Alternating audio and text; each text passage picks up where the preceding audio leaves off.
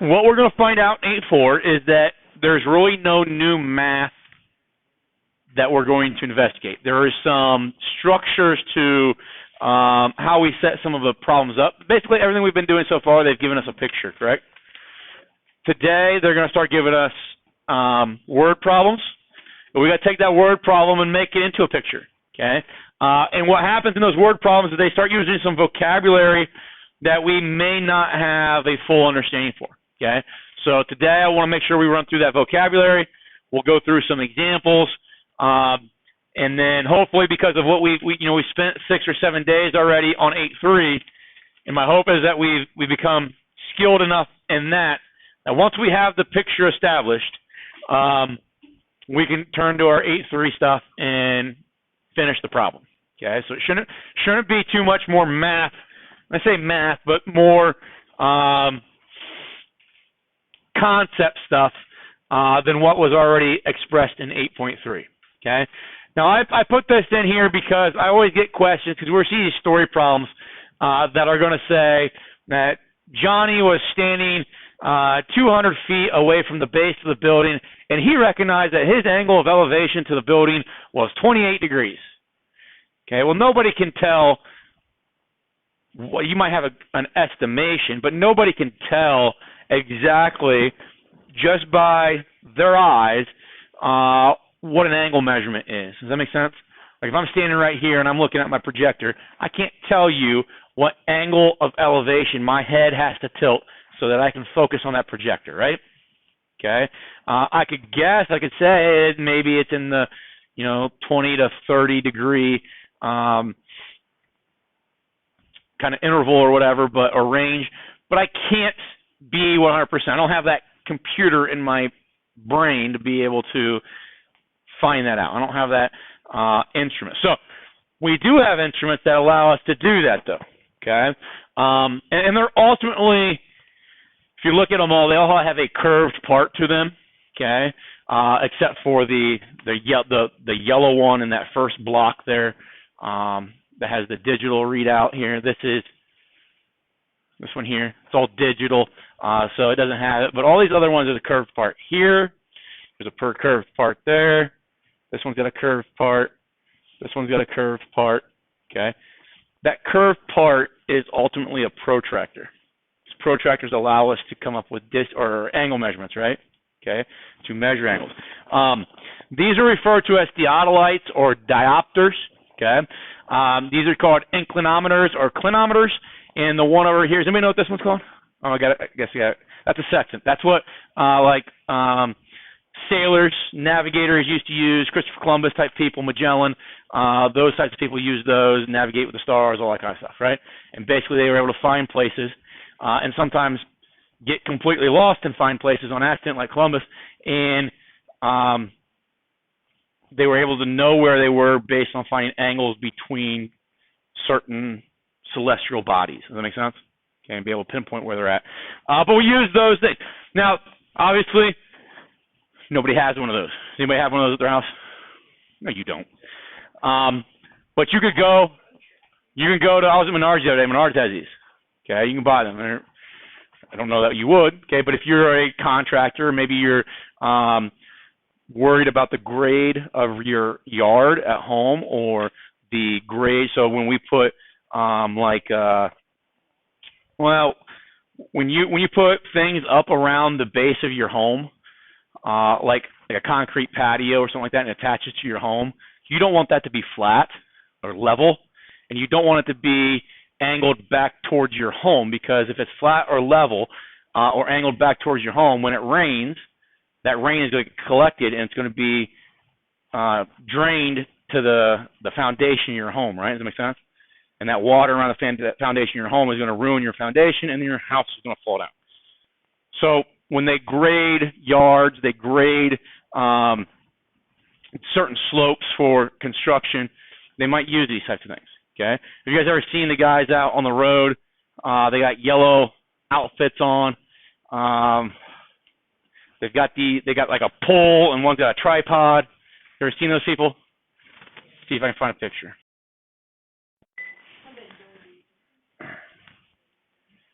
Seen these guys? Ever seen a guy out on the road like this? Okay. And there's another guy that's usually got a pole, like this guy here. He's got a, yeah. So he's actually trying to, through this eyepiece, he's trying to find a certain spot on this guy's post over here, okay, or his stick. But what they're doing is trying to then, if he's standing here and he's saying that this here is like he knows the distance that this tool is from the ground. If he's able to view over here and he knows the length of this stick, and he's able to sight a position on that stick, whatever the angle of that sight, the line connected his eyeball to that position is going to be the same as the road. Does that make sense? So now he's able to determine the grade of the road. Does that make sense to everybody? So these guys are called surveyors, okay? Civil engineers do this kind of stuff, but a lot of times before you see like new construction take place somewhere, a couple months, maybe a year before, people are out here taking measurements, okay? And they're using these angles to take measurements. Instead of taking a tape measure, okay, and trying to measure something distance-wise that is, maybe hundreds of yards or even miles long, they can use these tools and angles in SOHCAHTOA to find those distances for themselves. Does that make sense? Okay, so that's what those people are doing. But those things are, that looks exactly like this theodolite right here.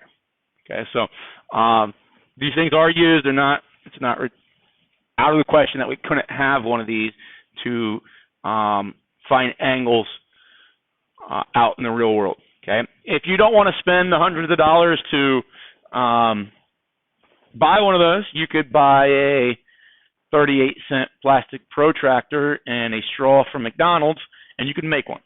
Okay. Basically, what we do here is we take our straw. It's our eyepiece. We line it along the straight part there. We take a string and we put a weight on that string. Okay, so that string is plumb. Okay, you guys know what the word plumb means? Plumb with a B on the end of it instead of M. P-L-U-M-B. Plumb. Yeah. Say it again. Not in this context. Yeah. Yeah.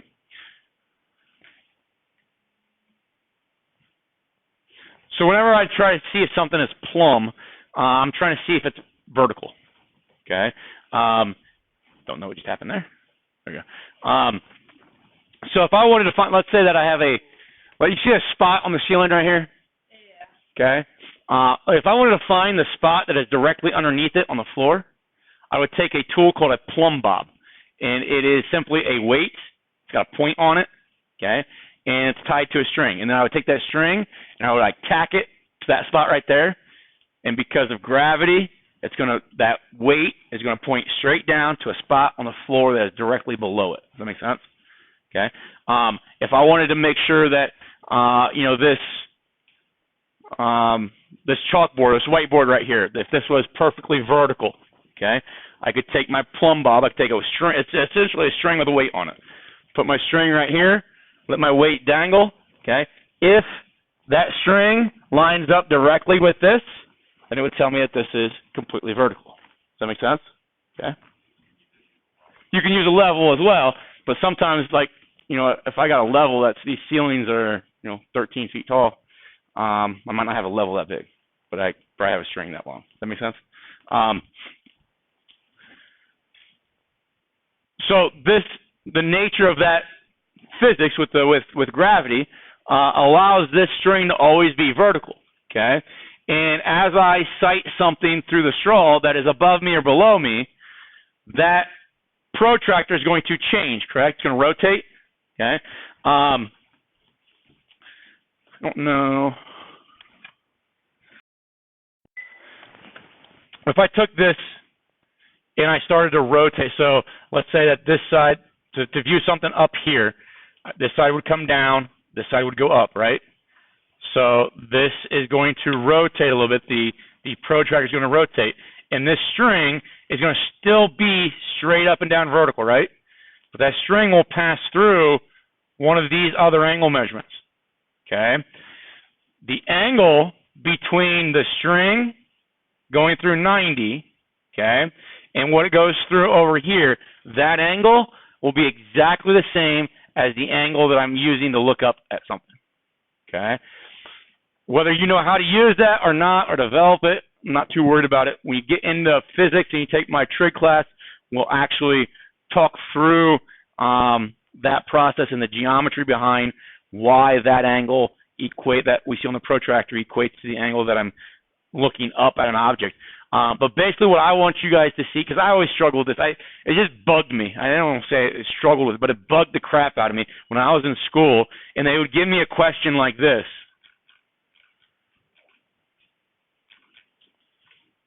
A helicopter pilot sights a life raft. The angle of depression is 26 degrees, and the helicopter's altitude is 3 kilometers. It always bugged me that, okay, at 26 degrees, but how does that guy know that? How is he going to use this in real life to figure things out, okay? Or they'll have a question where somebody is looking at a shadow of a monument or standing at the end of a shadow of a monument, and they can tell that the angle of elevation in the sun is 52 degrees. Well, at that split second, and I'm trying to figure out how tall this monument is, how do I know I can look up there and find that this angle is 52 degrees, okay? That bugged me, okay, because they almost seemed like they were just making things up so that we could fit a real-life scenario into the math. Does that make sense? Instead of allowing the math to fit to a real-life scenario. But through some investigation, you can find that there are tools, okay, that are pretty precise, okay? We can even develop very rudimentary, very basic ways of finding approximate angles. But there are techniques that we can use to find that 52 degrees. It's not going to be instant, okay, but it's like finding a distance. They tell me something, some measurement or distance is whatever. Well, how do I know that? It's not because I can look at it and tell automatically that that distance is so long. I've had to measure it at some point, okay?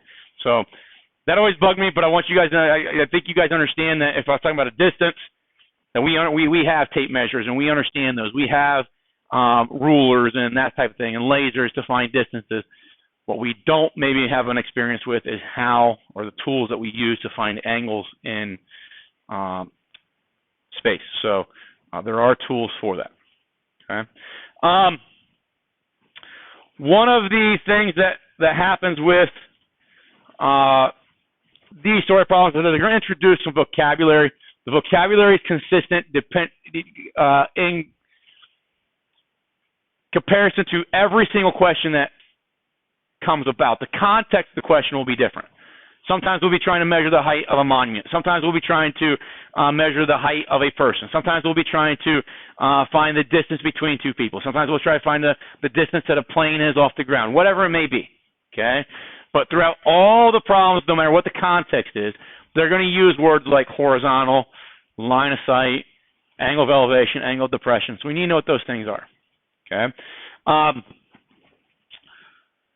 So a horizontal, okay, is any line constructed so that it's parallel with the horizon or another horizontal line.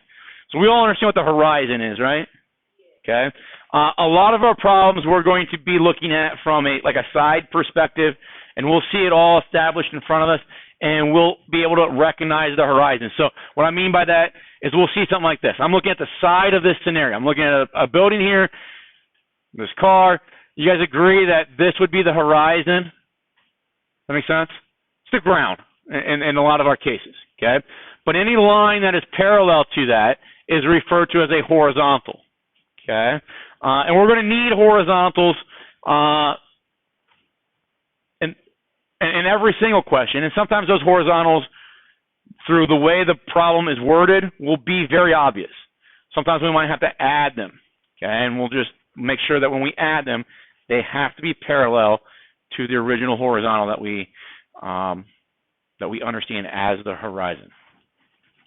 A line of sight, it's an imaginary line that goes between your eyes and the thing that you're looking at, okay?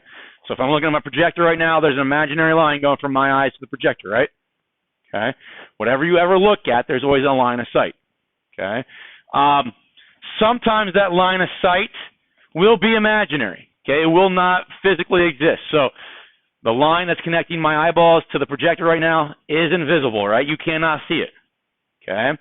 But if I had a kite that had a string on it and my kite was flying in the air and my string was tight, we might say that the string is my line of sight. Does that make sense? Okay.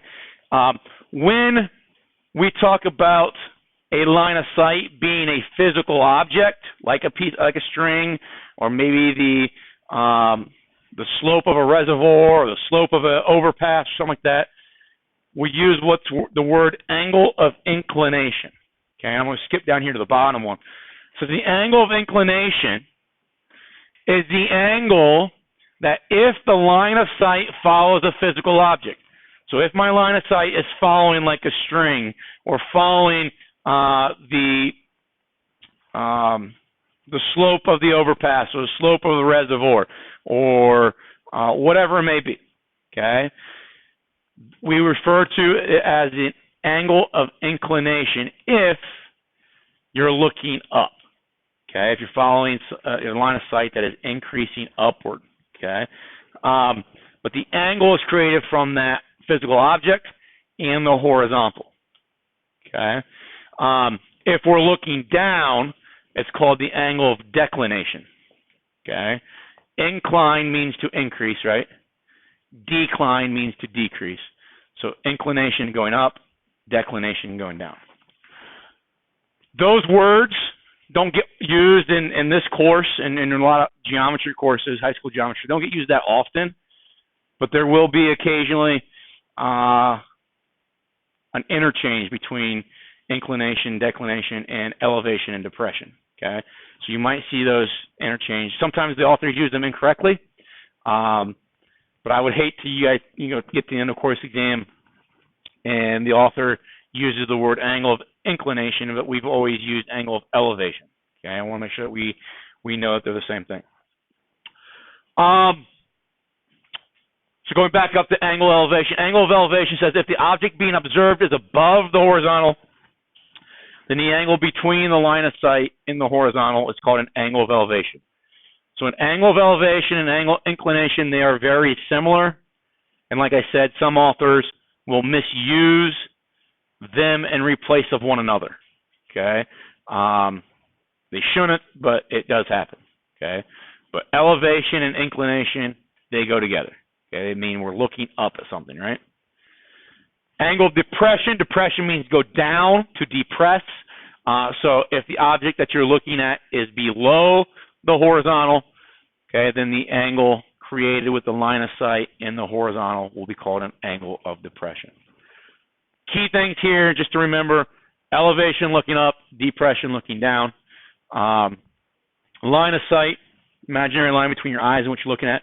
One thing I want to think about real quick here, if you guys look at me right now, if I look at the projector, standing right here and I look at the projector, okay? So I'm going to say that so the horizontal is the ground, correct? Okay. Now my head is not resting on the ground, so what I want you guys to visualize is another horizontal that is passing through my eyes. Okay, and keep that. So take the plane of the floor and make it go through my eyes. Does that make sense? Okay. So if you visualize that, and I'm looking straight down that plane, I'm looking straight ahead of me. Okay. If I lift my head to look at the projector, my eyes just now increased in an angle of elevation. Does that make sense? Okay. So think about what that angle right now would be from where I'm standing looking at my projector. Okay. It's a slight increase in my eyes, right? As I get closer to my projector, so now I'm here. If I still look out, what do my eyes have to do to look at my projector now? It's got to be more drastic though, doesn't it? Okay. So the closer that you are to an object that is above you, or the closer you are to an object that is below you, the greater the angle of elevation or the angle of depression. Okay? The further away you are from something, the less the angle of elevation, the less the angle of depression. And I think that's important for us to understand because it might allow us to justify some of our answers or to realize whether the answers make sense or not, which might then lead me to, if I made an error, if the answer doesn't make sense, maybe I could look at the mode of my calculator, maybe I can double check whether I'm using the right ratios in my trig functions or not. So all those are the critical terminology. Here is the critical terminology put into a scenario. Okay? Now, this scenario is a car looking at the top of a building, or a person in a car looking at the top of the building, but all the scenarios are the same. Okay? But the context might be a little bit different. Okay? So I might be a person in a life raft looking at a helicopter. Okay? Might be a helicopter looking at somebody in a life raft. Might be a person looking at the top of a monument. Okay? Standing at the base of their shadow or something like that. Okay? Every single story problem will have a little bit different contextual element to it. But when we draw the picture, we should always draw something like this. And when we draw something like this, what you get ultimately, I'm going to color it here, you're either going to get one triangle, which is what we generally get. We get this triangle right here. Okay, because maybe the goal of this question is to determine we could determine multiple things. Let's say we want to figure out the height of that building. Well, if I know the angle there, the angle of elevation there by the car, and I know how far away my car is from the building, we can use SOHCAHTOA to find the height of the building, right? Okay.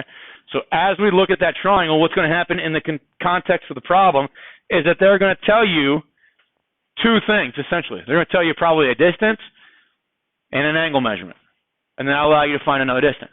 Or they'll tell you two distances, and that'll allow you to find an angle measurement. Okay. But of that triangle, there's going to be 6 parts of that triangle, right? You know one of the angles is a right angle. They will then give you 2 other parts of that right triangle through the context of the problem. We got to put them in the right spots and then decide, okay, what do they ask me to find, though? Put that in the right spot and then say, okay, based on the information here, do I have sine equal opposite of hypotenuse, cosine adjacent over hypotenuse, or tangent opposite of adjacent? Okay? So we got that triangle. I would say probably 80% of our questions will deal with that triangle. Okay? The other 20% of our questions will actually ask us to deal with this triangle.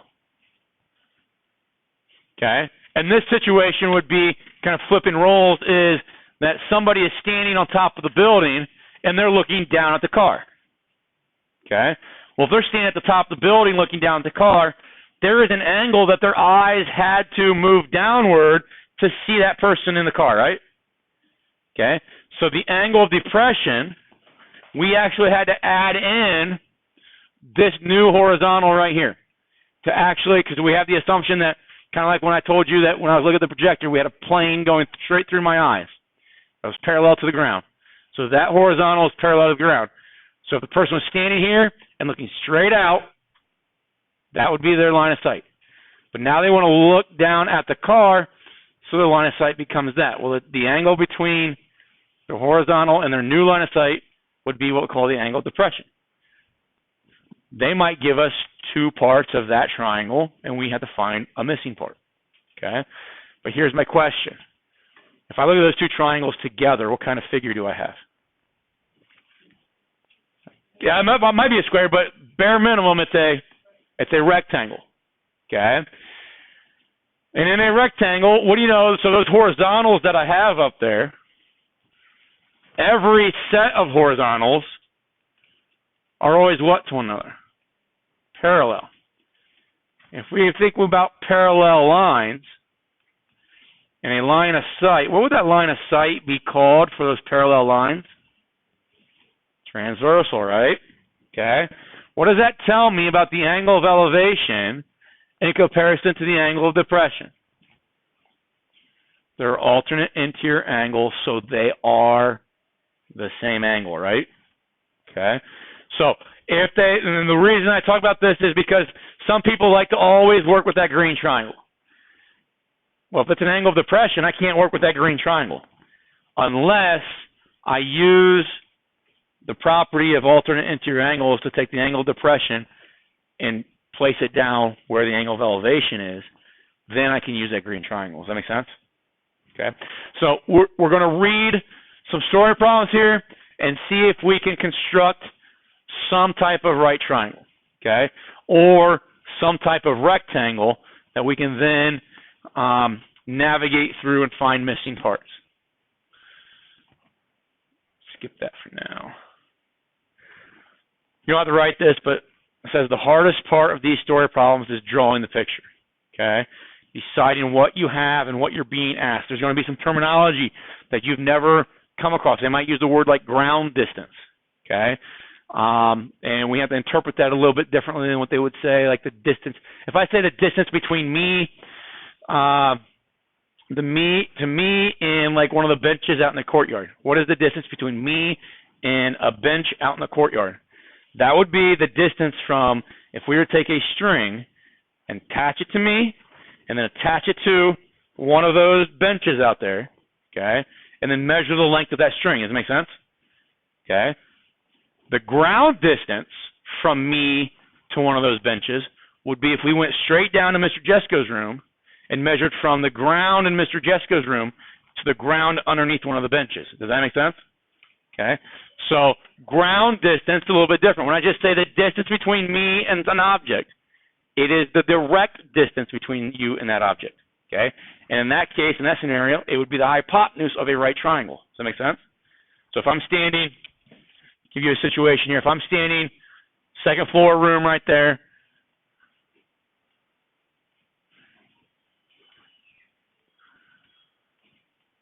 Okay, so my room is Jessica's room, right? Courtyard's out here. Okay, we got a bench out here. Okay, if I ask you what is the distance from Mr. Fay to the bench, we'd be asking what that distance right there is. Does that make sense? But if they say what is the ground distance to the bench, it would be that distance. Do you see how one of them is different than the other? Wouldn't this one here be the hypotenuse of that right triangle? And that's going to be longer than this leg of the right triangle. Okay, so you just got to be careful. And that's the terminology that people aren't always familiar with, that authors a lot of times take for granted, and they view it as common knowledge, but it's not always common knowledge. So the hardest part is drawing the picture and using those terms to make decisions. Okay, so this question says, an observer on the first floor of an airport control tower sights an airplane at an angle of elevation of 32 degrees. The pilot reports the plane's altitude is 3.5 kilometers. What is the plane's horizontal ground distance from the tower? Okay, so airplane tower. Okay, now these distances are very, very large, right? Would you guys agree that 3.5 kilometers is pretty big? Okay, so a lot of times if we're talking about very large values, obviously the person in the tower here, so let's say that the tower is there, right? There's a person in that tower that is, let's just put them on top of it real quick. That is right there, okay? And they're looking at an airplane up here, correct? Okay? And I want to know what is the ground distance from the airport to the airplane. The scenario says that this guy is looking at the airplane, right? Would you guys agree that there is a height right there that should be maybe put over here that we can see that right triangle? That makes sense? Okay. But this height is maybe only a few meters, which, because that number is so big, that few meters might not mean much to us. Does that make sense? Okay. So we take some liberties a lot of times when we say that we've got a person standing on the top floor of a observation tower or something like that. We take liberties and say that if this is my airplane control tower, airport control tower, and this is my airplane, the right triangle that we're going to create would be this going from the base here, not from the guy's eyes. Does that make sense? Okay, because it's going to give us a good enough answer. There are some times, and it'll be worded in the problem. There are times where they want you to go from somebody's eyes, but there'll be added information that tells you that. So here's my observation tower. Here's my airplane. It says the angle of elevation is 32 degrees. So if that person's in this tower looking up, that means this here is the line of sight, correct? Okay. That means this here is the horizontal. So is angle A, B, or C? Which one of those would be the angle of elevation?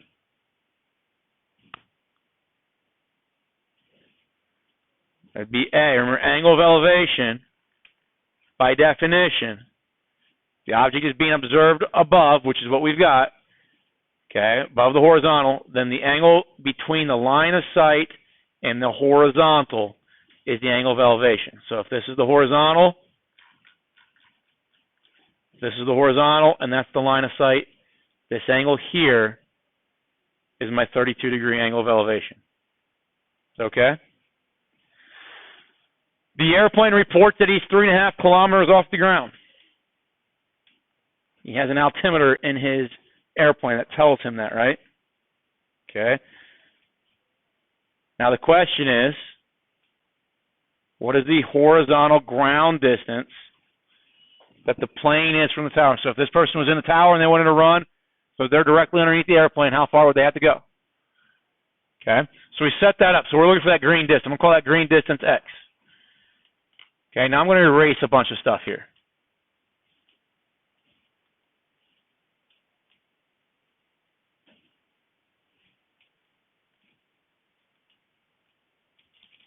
Does that triangle look exactly like a triangle out of 8.3? Right? So all the context of the story problem is trying to get us to build that triangle so that you can solve for X. Well, what side is 3.5 and compared to 32 degrees? Opposite. What is X? Adjacent.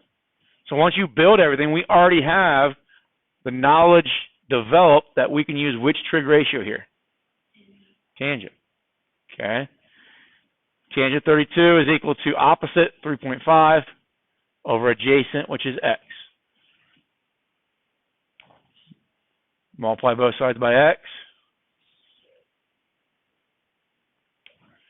And then X will be 3.5 divided by tangent of 32. Is that something we can do?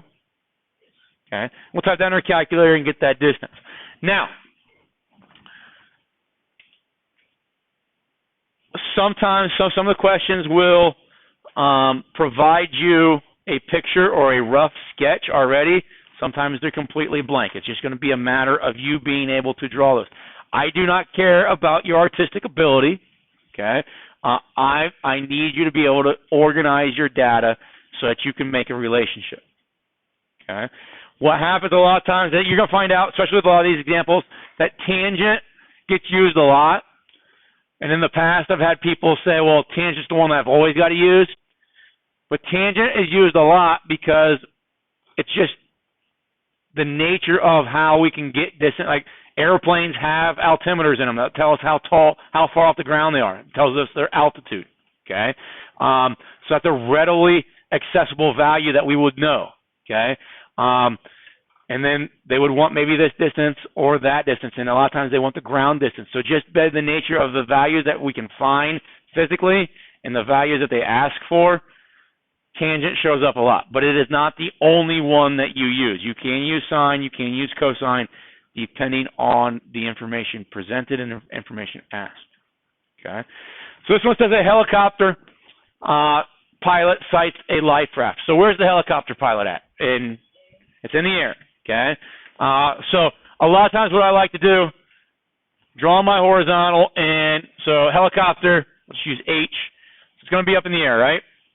Life raft, going to be down on the ground, correct? Or not the ground, but in the water. Okay. So the helicopter sights the life raft. So we know he's looking at it.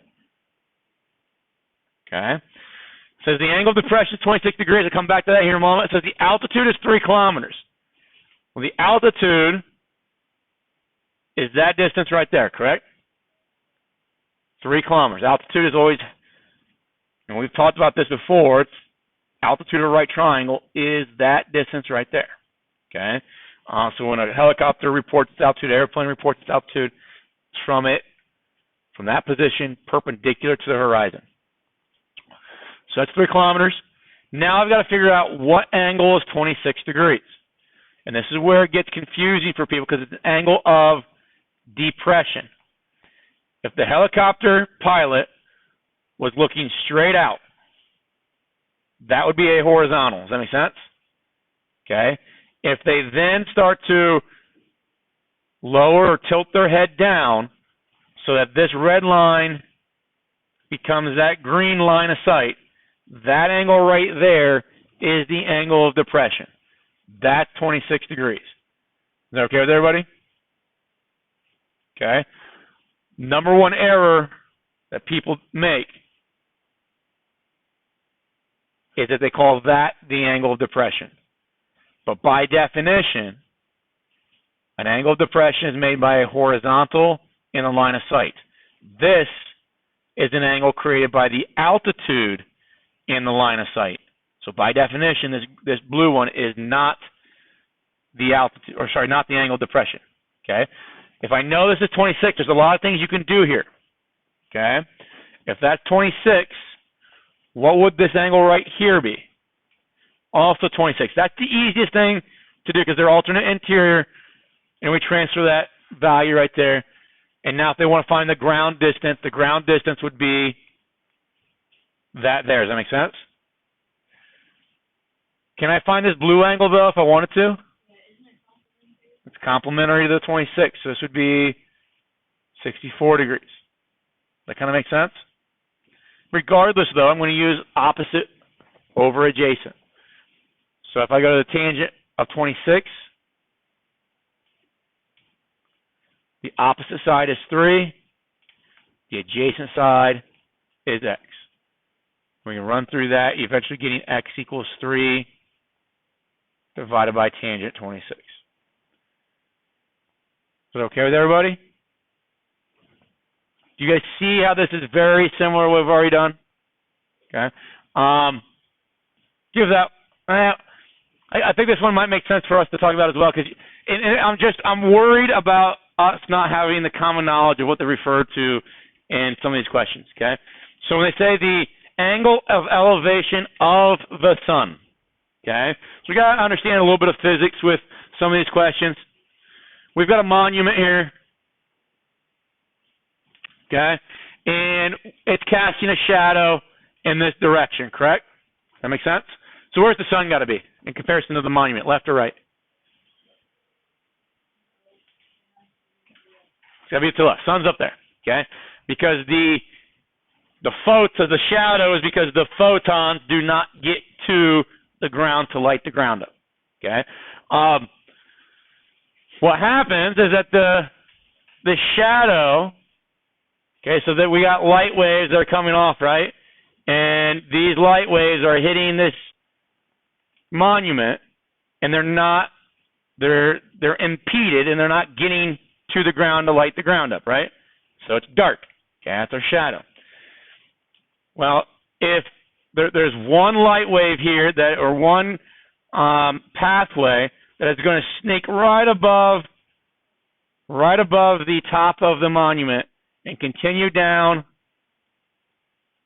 to the ground, and that photon is going to start lighting the ground up to the right of that spot right there. Does that make sense? Okay. So over here you got a shadow. Over here you don't. Okay. This is essentially, if you were to put your face right there on the ground at the tip of the shadow, and you look straight at the tip of this monument and continue going through that tip of that monument, your eyes are going to take you to the center of the sun. Does that make sense? Okay. That angle that we talk about right there is referred to, that angle right there is the angle of elevation of the sun. Does that make sense? Okay. So that's the 52 degrees. Okay. Sometimes textbooks will draw in a horizontal right here, and they will call that angle the angle of elevation of the sun. But they're corresponding angles. Okay, and corresponding angles should be what to one another? Congruent. Okay, so if we draw this picture, so that's the scenario, but I'm going to draw a picture so it's just a right triangle. There's the base of my monument. This is 52. Okay, we know the monument shadow is 215. Maybe I'm able to walk that out.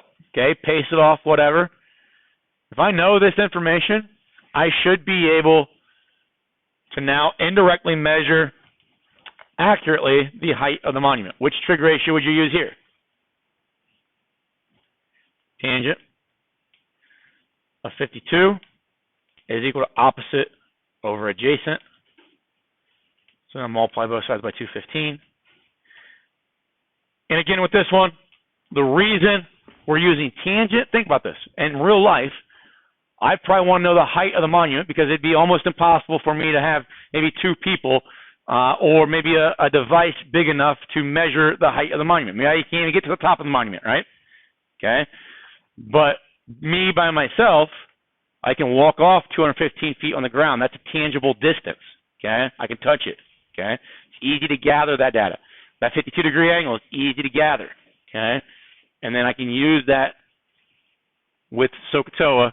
And it just because that's easy to gather and that's a distance that we're usually interested in, it just becomes tangent, becomes an over, I don't want to say overused, but it's a very common ratio to use in a lot of these story problems. You guys know what a guy wire is? Okay. A lot of people think it's called a guide, G-U-I-D-E wire. It's not. It's called a guy wire, G-U-I. If I have a line of telephone poles, okay, line of telephone poles, okay, these wires are pretty heavy, yes? Okay, so those wires, okay, as the added weight starts to increase, are going to pull this telephone pole that way, and it starts to slant, right? So what do they do at the end of a line of telephone poles? They take a piece of braided steel and they attach it to the ground over here, right? That thing right there is called a guy wire. Okay. You guys ever been out to Elida Road next to Meyer, where it used to be Time Warner, it's Spectrum now? They got that big satellite dish, and that satellite dish has got a bunch of wires coming off the side. So those wires are for all about stability. Okay, because that tower is pretty tall, it gets windy, so it needs to be anchored to the ground so it doesn't sway back and forth and break.